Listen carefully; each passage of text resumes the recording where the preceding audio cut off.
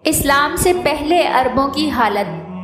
مورخین ظہور اسلام سے پہلے عربوں کے زمانے کو دور جاہلیت کا نام دیتے ہیں، لیکن موجودہ زمانے کے عرب ممالک دنیا کے امیر اور طاقتور ملکوں میں شمار ہوتے ہیں۔ ان کے پاس تیل کی دولت ہے۔ دنیا عرب ملکوں سے خوشگوار اور دوستانہ تعلقات کی خواہشمند ہے۔ حضرت محمد صلی اللہ علیہ وسلم کی ولادت کے وقت جزیرۃ العرب کا زیادہ تر علاقہ صحراؤں پر مشتمل تھا، جہاں ریت کے بگولے اڑتے تھے۔ البتہ جنوبی عرب کے علاقے مونسون بارشوں کی وجہ سے زرخیز تھے۔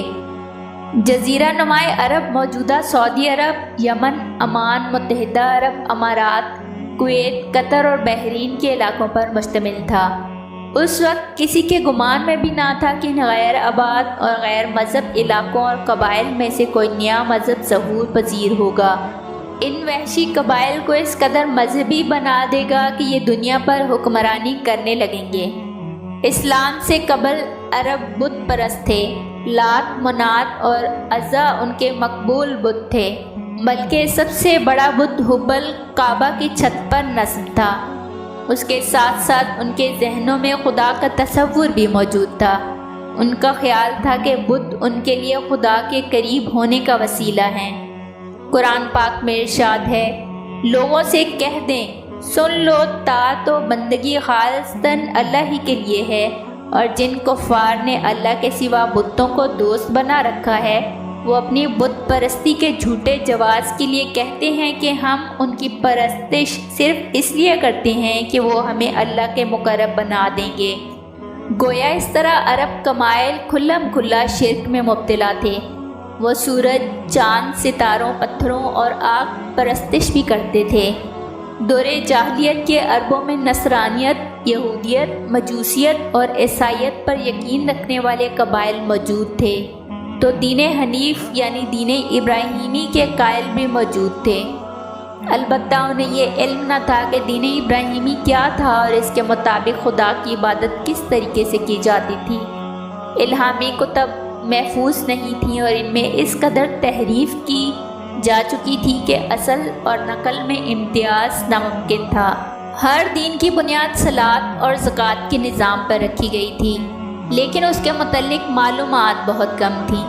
ابن اسحاق نے لکھا ہے کہ ایک دفعہ کسی بدھ کے سالانہ میلے میں ورقہ بن نوفل، عبداللہ بن حجش، عثمان بن حویرث اور زید بن عمرو شریک تھے۔ ان کے دل میں اچانک خیال آیا کہ کیا یہ بیہودہ پن ہے کہ ہم ایک پتھر کے سامنے سر جھکاتے ہیں جو نہ سنتا ہے، نہ دیکھتا ہے، نہ کسی کا نقصان کر سکتا ہے، نہ ہی کسی کو فائدہ پہنچا سکتا ہے۔ ان سب کا تعلق قریش کے خاندان سے تھا اور وہ دین ابراہیمی کے متلاشی تھے۔ عرب کے باشندے خانہ کعبہ کا احترام کرتے تھے، احرام باندھتے، کعبہ کا طواف کرتے اور قربانی دیتے تھے، لیکن ان میں موت کے بعد حیات کا تصور نہیں تھا۔ عرب زیادہ تر تجارت پیشہ تھے۔ ان کے تجارتی قافلے دوسرے ملکوں میں بھی جاتے۔ جزیرۃ العرب ایک معروف تجارتی روٹ تھا۔ عرب کے بدو اور اونٹ اس تجارتی روٹ پر مال کی ٹرانسپورٹ کا واحد ذریعہ تھا۔ چونکہ دیگر ممالک کے لوگ صحراؤں میں سفر کے عادی نہ تھے، لہٰذا ان کا انحصار عربوں پر تھا۔ گرم مسالے، کالی مرچ، سونٹھ، ہاتھی دانت، خوشبودار جڑی بوٹیاں اور ریشمی کپڑے اہم تجارتی اشیاء تھیں۔ سینکڑوں اونٹوں پر مشتمل تجارتی قافلے روانہ ہوتے تھے، جن کی حفاظت کے لیے مسلح افراد ہمراہ ہوتے۔ مکہ میں سالانہ تجارتی میلے بھی لگتے تھے۔ صنعت اور زراعت بہت کم تھی۔ بھیڑ بکریاں چرانا معمول کا کام تھا۔ عرب خانہ بدوش طرز زندگی کے عادی تھے۔ جہاں سبزہ اور پانی ہوتا، ڈیرے ڈال لیتے۔ سیاسی اور سماجی حالت دیگر گوں تھی۔ معاشرہ زوال پذیر تھا۔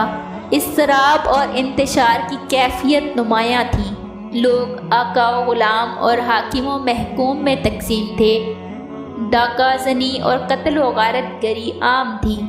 عدالت اور قانون کا کوئی تصور نہ تھا۔ اظہار بیان کی آزادی نہیں تھی۔ عرب انسانی حقوق سے بھی ناآشنا تھے۔ انسان اپنے مقام سے اس حد تک گر چکا تھا کہ اسے حقوق اللہ اور حقوق العباد کا کچھ شعور نہ تھا۔ عبادت کی جگہ رسوم اور زہد کی جگہ ریاکاری نے لے لی تھی۔ لڑکیوں کو زندہ درگور کر دیا جاتا تھا۔ قرآن میں ارشاد ہے، جب ان میں سے کسی کو بیٹی پیدا ہونے کی خبر جاتی تو یہ سنتے ہی اس کا چہرہ سیاہ پڑ جاتا اور وہ خون کے گھونٹ پی کر رہ جاتا۔ لوگوں سے منہ چھپاتا پھرتا ہے کہ اس بری خبر کے بعد اب کیا کسی کو منہ دکھائے۔ پھر سوچتا ہے کہ ذلت کے ساتھ بیٹی کو پالے پوسے یا پھر اسے مٹی میں دبا دے۔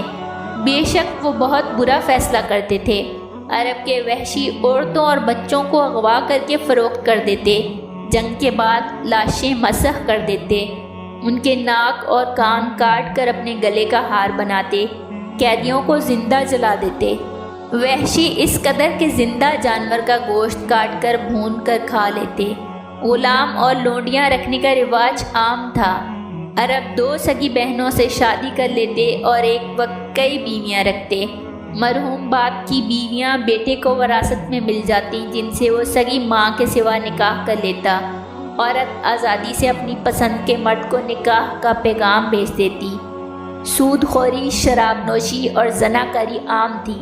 قرآن کے مطابق عربوں میں ایک رسم یہ بھی تھی کہ جب حج کے لیے احرام باندھ لیتے تو گھر کے دروازے سے باہر نکلنے کے بجائے پچھلی دیوار کود کر یا دیوار میں کھڑکی بنا کر نکلتے تھے۔ اسی طرح حج سے واپسی پر بھی گھر کے عقب سے داخل ہوتے تھے۔ ان کا خیال تھا کہ رب ان کی اس نیکی سے خوش ہوتا ہے، مگر رب نے اس رسم کو نیکی تسلیم کرنے سے انکار کیا اور فرمایا کہ اصل نیکی یہ ہے کہ تقوی اختیار کرو اور اپنے رب کی ناراضی سے بچو۔ ارشاد ربانی ہے، تم اپنے گھروں میں دروازے سے ہی آیا کرو، البتہ اللہ سے ڈرتے رہو تو ممکن ہے کہ تمہیں فلاح نصیب ہو جائے۔ عرب میں کوئی مرکزی نظام تھا نہ عدالتی نظام، انتظامی ڈھانچہ تھا نہ معاشیات کا شعبہ، غیر ممالک سے بھی تعلقات نہیں تھے، ظالم کو ظلم سے روکنے اور مظلوم کو مصائب سے بچانے کا کوئی بھی بندوبست نہ تھا، جس کی لاٹھی اس کی بھینس کا قانون رائج تھا۔